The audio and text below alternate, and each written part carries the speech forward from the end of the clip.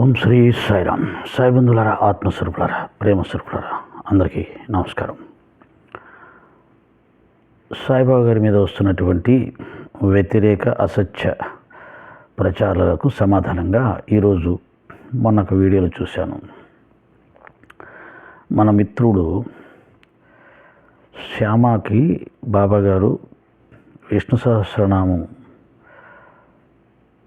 పుస్తకాన్ని ఇచ్చి, ఇది చదువు, నీకు చాలా మేలు చేస్తుంది, ఇది చాలా గొప్ప గ్రంథం, ఒకప్పుడు నా ప్రాణం అపాయంలో ఉన్నప్పుడు నేను ఈ గ్రంథాన్ని నా హృదయానికి అత్తుకున్నాను, అప్పుడు ఆ ప్రమాదం నుంచి నేను బయటపడ్డాను అని స్వయంగా బాబాగారే విష్ణు సహస్రనామం యొక్క గొప్పతనాన్ని వివరిస్తూ చెప్పడం జరిగింది.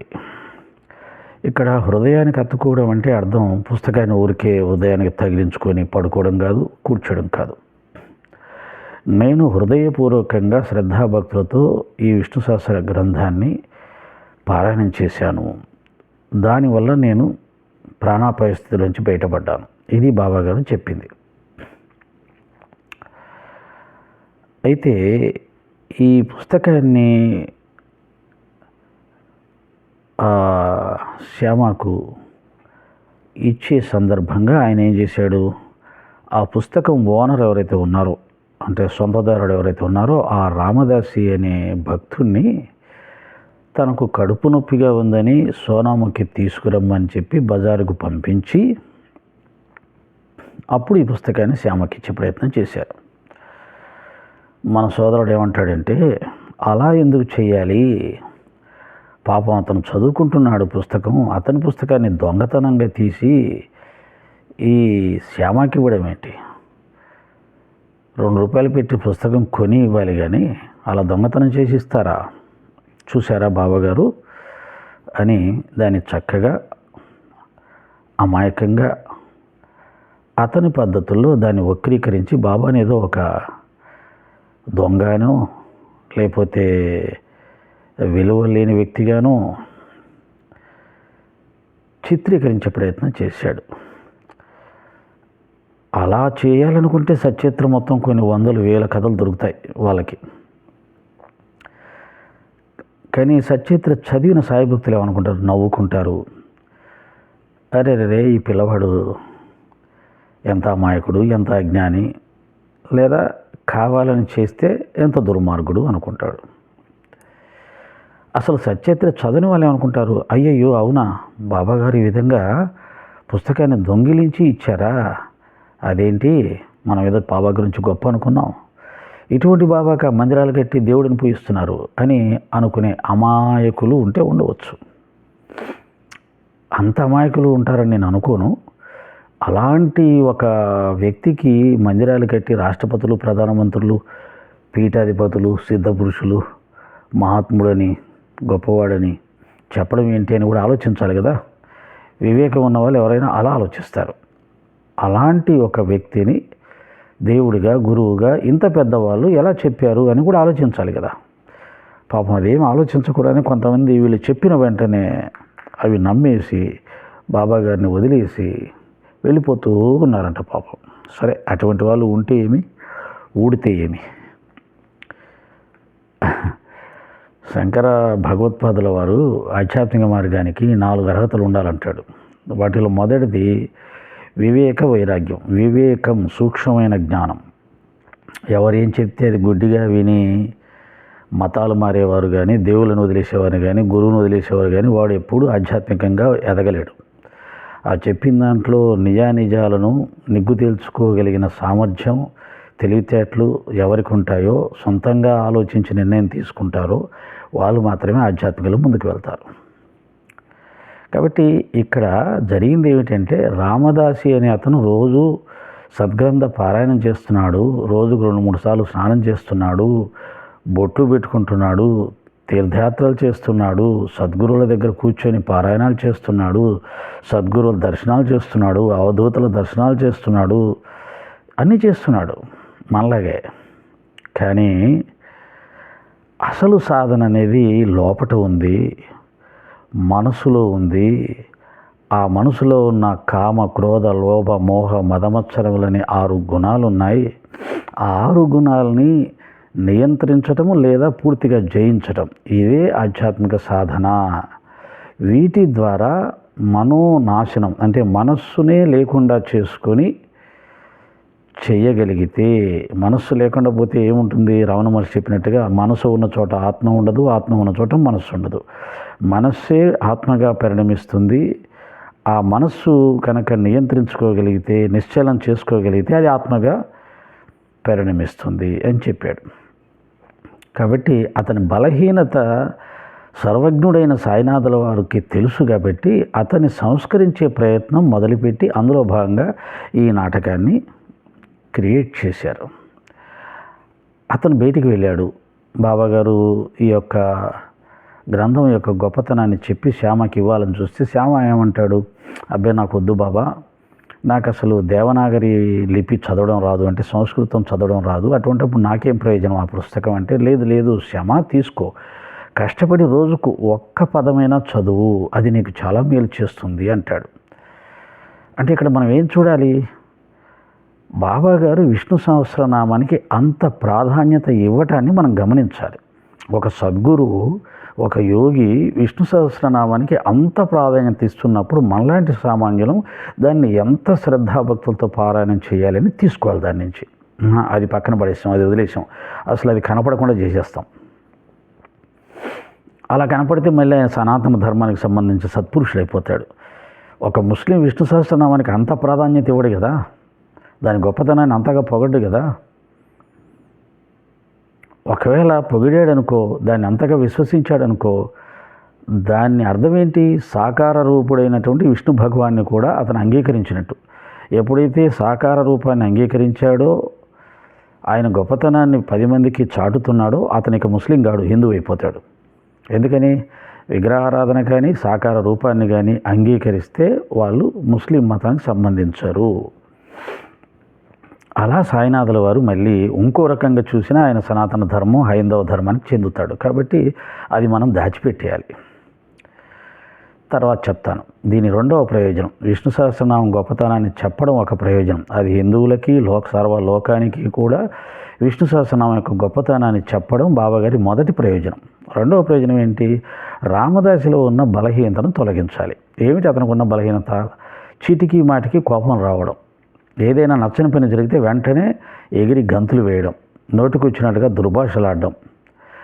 అంటే సద్గ్రంథ పఠనం చేస్తున్నాడు, సత్పురుషుల దర్శనం చేస్తున్నాడు, పుణ్యతీర్థాల్లో స్నానం చేస్తున్నాడు, పుణ్యక్షేత్రాలు దర్శిస్తున్నాడు మనలాగే. కానీ కోపాన్ని జయించలేదు, కోరికను జయించలేదు, ఈర్ష్యను జయించలేదు, ద్వేషాన్ని జయించలేదు, కపటత్వాన్ని జయించలేదు, అబద్ధాలను వదిలిపెట్టలేదు మన వాళ్ళలాగే. వేదాలు, ఉపనిషత్తులు, పురాణాలు అన్నీ చదివారు. కానీ బాబాగారి ఖ్యాతిని తగ్గించడానికి అన్ని అసత్య ప్రచారాలు చేస్తున్నారు, అబద్ధాలు ఆడుతున్నారు. ఒకవేళ ఎవరైనా దాన్ని ఖండిస్తే వారి మీదకి నోటికి వచ్చిన మాటలతో దుర్భాషలాడుతూ మాట్లాడేస్తారు. ఏం లాభం? వేదాలు చదివి, పురాణాలు చదివి, వేదాలు పురాణాలు చదివిన నోటితో కత్తితో కోసినా కానీ ఒక అబద్ధం రాకూడదు, ఒక అనృతం రాకూడదు, ఒక అసభ్య పదజాలం రాకూడదు, కోపం రాకూడదు. అంటే ఆ గ్రంథ పారాయణాల ఫలితం అలా ఉండాలి మనకు. లేకపోతే పారాయణాలే, మన క్యారెక్టరే. ఇదేమి భక్తి, ఇదేమి ఆధ్యాత్మిక మార్గం, ఇదే సనాతన ధర్మం కదా. సనాతన ధర్మం అంటే ఆధ్యాత్మిక మార్గం. ఆధ్యాత్మిక మార్గం వేరు, సనాతన ధర్మం వేరు కాదు. సనాతన ధర్మం అంటేనే భక్తి మార్గం, భక్తి మార్గం వేరు, సనాతన ధర్మం వేరు కాదు.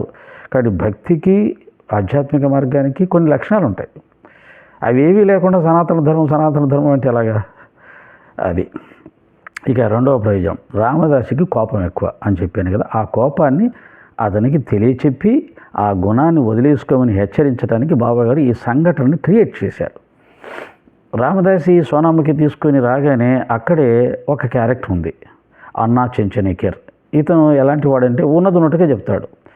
ఉన్నట్టుగా చెప్పడం ఒక మంచి గుణమైన, సందర్భాన్ని బట్టి ఆ మనిషిని బట్టి మాట్లాడడం కూడా రావాలి. లేకపోతే ఉన్నట్టు మాట్లాడితే అన్నీ గొడవలే, ప్రపంచ యుద్ధాలు వచ్చేస్తాయి. ఆ లౌక్యం లేదు అతనికి. కాబట్టి రామదాసి రాగానే ఏం చెప్పాడంటే, అయ్యా నువ్వు రోజు చదువుతున్న విష్ణు సహస్రనామ పుస్తకాన్ని బాబాగారు తీసుకుని శ్యామకి ఇచ్చేశాడు, అయిపోయింది నీ పని, గోవిందా అన్నాడు. అంటే ఒక రకంగా పుల్లలు పెట్టే లక్షణం కూడా అంటారు. ఉన్నదన్నట్టుగా మాట్లాడతాను కొంతమంది అంటూ ఉంటారు. ఉన్నదన్నట్టుగా మాట్లాడడం మంచి లక్షణమైనా సందర్భాన్ని బట్టి దాన్ని ఎలా మాట్లాడాలి, ఎలా చెప్పాలి అనేది కూడా తెలుసుకోకపోతే ఇలాగే జరుగుతుంది. వెంటనే రామదాసికి సహజ లక్షణం కోపం ఎక్కువ కదా, అయిపోయింది. శ్యామ మీదకి ఎగురుకుంటూ వెళ్ళాడు. నువ్వు మొదటి నుంచి చూస్తున్నాను, నీ ప్రవర్తన అటువంటిదే, నువ్వు మంచివాడివి కాదు, నువ్వు దొంగవి, ఇదంతా నువ్వే చేయించావు, నన్ను బయటికి పంపించి బాబాగారి చేత పుస్తకాన్ని నువ్వే తీసుకున్నావు అని రకరకాలుగా ఆవేశంతో నోటికొచ్చినట్టుగా మాట్లాడాడు. ఇక్కడ మనం నేర్చుకోవాల్సిన ఇంకొక సాధన ఉంది. అక్కడ ఎవరున్నారు? సమర్థ సద్గురు సాయిబాబా వారు ఉన్నారు. అంటే ఒక గురువు ఉన్నాడు. అంటే మనకంటే ఎన్నో విధాల పెద్దవాడు, గౌరవింపదగిన వ్యక్తి ఉన్నాడు. ఆ వ్యక్తి దగ్గర ఎలా మాట్లాడాలి అనేది కూడా నేర్చుకోవాలి. కొంతమంది సినిమా హాల్లో ఒకే రకంగా మాట్లాడతారు, మార్కెట్లో ఒకే రకంగా మాట్లాడతారు, గుడిలో కూడా అలాగే మాట్లాడతారు. వాళ్ళు భక్తులే, గుడికి వస్తుంటారు, తీర్థయాత్రలు చేస్తారు, అన్నీ చేస్తారు, కానీ వాక్కును అదుపులో ఉంచుకోరు. సమయాన్ని బట్టి, సందర్భాన్ని బట్టి, ప్రదేశాన్ని బట్టి, వ్యక్తిని బట్టి ఈ మాట్లాడే విధానాన్ని వాళ్ళకు తెలియదు. అన్ని చోట్ల చిరాకేస్తుంది అటువంటిప్పుడు. ముఖ్యంగా పెద్దవాళ్ళు, మహాత్ములు, ఉన్నత అధికారులు ఉన్నప్పుడు ఎలా పడితే అలా స్థాయి గొంతు పెంచేసి మాట్లాడే వాళ్ళని చూస్తే చిరాకేస్తుంది. ఇవన్నీ కూడా సామాజికంగా నేర్చుకోవాల్సినటువంటి కొన్ని గొప్ప విషయాలు, మంచి విషయాలు, ప్రవర్తన విషయాలు. అది కూడా లేదు అతనికి. దుర్భాషలు అనేది ఇంకా హై స్టేజీ. గురువు దగ్గరే, పెద్దవాళ్ళ దగ్గరే దుర్భాషలు మాట్లాడడం హై స్టేజీ. వాడు ఏమీ తెలుసుకోలేదు, నేర్చుకోలేదు అర్థం. కానీ పెద్దవాళ్ళ దగ్గర నోరు పెంచి మాట్లాడడం కూడా తప్పే. ఆ రెండు చేశాడు. అప్పుడు బాబాగారు చెప్పాడు, ఓ రామదాసి, ఏమయ్యా, ఏమిటి విషయం, ఎందుకు అలా అరుస్తున్నావు? శ్యామ మనవాడు కదా, నెమ్మదిగా మాట్లాడలేవా, ప్రేమగా మాట్లాడలేవా? పుస్తకాలు డబ్బులు పెడితే వస్తాయి, కానీ మనుషులు రారు. మన సోదరుడు చెప్పాడు కదా, డబ్బులు పెట్టి కొనియొచ్చని. డబ్బులు పెట్టి ఎన్ని పుస్తకాలను కొనియచ్చు, కానీ మనుషులు రారు. రామదాసికి అనగా నిజమైన భక్తుడికి ఉండవలసింది సమత కానీ మమత కాదు. అంటే మమకారం కాదు, వస్తువుల యందు మమకారం కాదు, వ్యక్తుల యందు మమకారం కాదు, ప్రదేశాల యందు మమకారం కాదు. సమత ఉండాలి, సమభావన ఉండాలి. అందరూ నావారే, అందరూ నావారే అనే భావన ఉండాలి. అప్పుడు నువ్వు ప్రేమగా మాట్లాడతావు. లౌకికంలో చూడండి, ఎదుటివాడు తప్పు చేస్తే వేలెత్తి చూపిస్తాం. నీ కొడుకు, నీ తమ్ముడు, నీ కూతురు తప్పు చేస్తే చాలా నెమ్మదిగా, ప్రశాంతంగా, ప్రేమగా చెప్తాం. కానీ ఎదుటివాడు తప్పు చేస్తే ఇక మనంత నిజాయితీ పరులు లేరన్నట్టుగా వాడు తప్పుని ఎత్తి చూపించే ప్రయత్నం చేస్తాం. కాబట్టి మన అనుకుంటే ఒక రకంగా ఉంటుంది, మీరు వేరు నేను వేరు అనుకుంటే వేరే రకంగా ఉంటుంది. కాబట్టి ఆయన ఏమన్నారు బాబాగారు, నిజమైన రామదాసికి, భక్తుడికి సమత ఉండాలి కానీ మమత కాదు ఉండాల్సింది, సమభావన ఉండాలి. అతను మనవాడు కాదా శ్యామ, ప్రేమగా మాట్లాడలేవా, నెమ్మదిగా మాట్లాడలేవా అని నిజమైన భక్తుడికి ఉండవలసిన లక్షణాలు నేర్పించారు. ఇవే కదా ఆధ్యాత్మికంగా నేర్చుకోవాల్సింది. ధర్మరాజు ఎందుకు శాంతంగా ఉన్నాడు? తన కళ్ళెదురుగానే తన భార్య యొక్క మానాన్ని అవమానిస్తూ ఉంటే భీముడిలాగా, అర్జునుడిలాగా క్రోధాన్ని ప్రదర్శించలేదు, కోపాన్ని. భీముడు ప్రదర్శించాడు, అర్జునుడు అనగదొక్కుంటూ ఉన్నాడు. ధర్మరాజుకి అది కూడా రాలేదు, శాంతంగా చూస్తూ ఉన్నాడు. అంత శాంతం, అంత సహనం ఉంటేనే భక్తుడు. ప్రహ్లాదుని వాళ్ళ నాన్నగారు ఎన్నో సందర్భాల్లో చంపాలని చూశాడు. శ్రీహరిని నోటికొచ్చినట్టు దూషిస్తున్నాడు, కానీ ప్రహ్లాదుడు శాంతంగా చిరునవ్వుతో స్వీకరించాడు, కానీ ఆయన ఏమి కోపాన్ని ప్రదర్శించాల. కానీ భక్తుల లక్షణాలు మనందరికీ ఎంత గొప్ప మెసేజీ. మనం అందరం తీర్థయాత్రలు చేస్తాం, తీర్థక్షేత్రాల దర్శనానికి వెళ్తాం, మహాత్ముల దర్శనానికి వెళ్తూ ఉంటాం. అక్కడికి వెళ్ళాము, ఇక్కడికి వెళ్ళామని చెప్పుకుంటాము. అన్ని చోట్లకి వెళ్ళావు నిజమే. ఈ పుస్తకం చదివాం, ఆ పుస్తకం అంటాం, ఎన్నిసార్లు చదివాం, అన్నిసార్లు చదివాం అంటాం. సత్సంగాలకు వెళ్ళామంటాం, ఆ మహాత్ముడి ప్రవచనాలు వింటుంటాం అంటాం, పొద్దున్న లేచి పెట్టుకొని వింటుంటానంటాం, అన్నీ అంటాం. ఇవన్నీ సరే, నీ కోపాన్ని జయించావా? నీ కోరికలు అదుపులో పెట్టుకున్నావా? నీ ఈర్ష్యను అదుపులో పెట్టుకున్నావా? నీ ద్వేషాన్ని తొలగించుకున్నావా? నీ కులం, మతం, ప్రాంతం, ధనం, అధికారం, శరీర బలం, ఈ అహంకారాలన్నీ కూడా వదిలేసావా? వీటి గురించి ఎవరు ఆలోచించరు, వీటి గురించి ఎవరు చెప్పరు. ఆ విధంగా సాయినాథుల వారు అతనిలో ఉన్న బలహీనతను ఎత్తి చూపించడానికి ఈ సంఘటన క్రియేట్ చేసి అతని కోపాన్ని బయటకు వచ్చేలా చేసి, ఆ వచ్చిన కోపం సరైంది కాదు, అలా రాకూడదు, తప్పు. మనకు నచ్చని జరిగినప్పుడు ప్రతి ఒక్కరి కోపం వస్తుంది. కానీ నచ్చని జరిగినప్పుడే, మనని ఇతరులు అవమానించినప్పుడే, మనకు నష్టం కష్టం కలిగించినప్పుడే, అప్పుడే కదా నువ్వు సహనాన్ని, శాంతాన్ని ప్రదర్శించాల్సింది. నిన్ను పొగిడేటప్పుడు, నీకు లాభాలు వచ్చేటప్పుడు, నీకు అంతా మంచి జరిగేటప్పుడు నువ్వు సహనంతో ఉండేది లేదు, శాంతంతో ఉండాల్సిన అవసరం లేదు, నీ మనసును అదుపులో పెట్టుకోవాల్సిన అవసరం లేదు. కాబట్టి నీకు విరుద్ధమైనటువంటి వ్యవహారాలు జరిగేటప్పుడు, నీ మనసుకు నచ్చని జరిగేటప్పుడు, అప్పుడు నీకు సహజంగా ఎవరికైనా కోపం వస్తుంది. కానీ అప్పుడు కూడా కోపం రాకుండా మనసును శాంతంలో ఉంచుకోవడమే సాధన. అలా ఉంచుకోవడం చెయ్యాలి, అది ముఖ్యం. దాన్నే స్థితప్రజ్ఞత అన్నారు భగవద్గీతలో. మానవమానములందు, శీతోష్ణ స్థితుల యందు, లాభ నష్టముల యందు, శత్రుమిత్రుల యందు సమస్థితిని సాధించుటే స్థితప్రజ్ఞత, అదే యోగం. నిజమైన యోగాన్ని, నిజమైన భక్తుల లక్షణాన్ని తెలియచెప్పడానికి ఈ సంఘటన ఆయన క్రియేట్ చేసి అతని అహంకారాన్ని తొలగించి విష్ణు సహస్రనామకు గొప్పదనాన్ని ప్రపంచం మొత్తానికి తెలియచెప్పి, శ్యామ కూడా తెలియచెప్పి, తనకి ఎంతకాలం సేవ చేసిన శ్యామను ఉద్ధరించడానికి ఆ విష్ణు సహస్రనామం అనే మాలను శ్యామ మెడలో వేస్తాను అని చెప్పి బాబాగారు వేశారు. ఆ తర్వాత శ్యామ అసలు సంస్కృతం అక్షరాలు చదవడం రానివాడు ఆ గ్రంథాన్ని చదివి అర్థం చేసుకొని పూనా ఇంజనీరింగ్ కాలేజీ ప్రిన్సిపాల్ గారికి బోధించే స్థాయికి బాబాగారు అతన్ని తీసుకెళ్ళాడు. అది గురు అనుగ్రహం. మూకం కరోతి వాచాలం పంగుం లంఘయతే గిరిం యత్కృప తమహం వందే పరమానంద మాధవం. ఇది కదా శాస్త్రం చెప్తుంది కదా. భగవంతుని ఆశ్రయించిన వాడు కుంటివాడైనా పర్వతాలు దాటగలుగుతాడు, అలాగే మూగవాడైనా చక్కగా మాట్లాడగలుగుతాడు. ఇది భగవద్ అనుగ్రహం వల్ల లభించేది. ఆయనకు అసాధ్యమన్నది ఏం లేదు. అది గురు అనుగ్రహం వల్ల శ్యామ ఆ స్థాయికి ఎదగటం మనం గ్రహించాలి. ఇది బాబాగారు నడిపే విధానం, చేసే విధానం. అంతటి మహాత్ముడు. ఓం శ్రీ సాయిరామ్.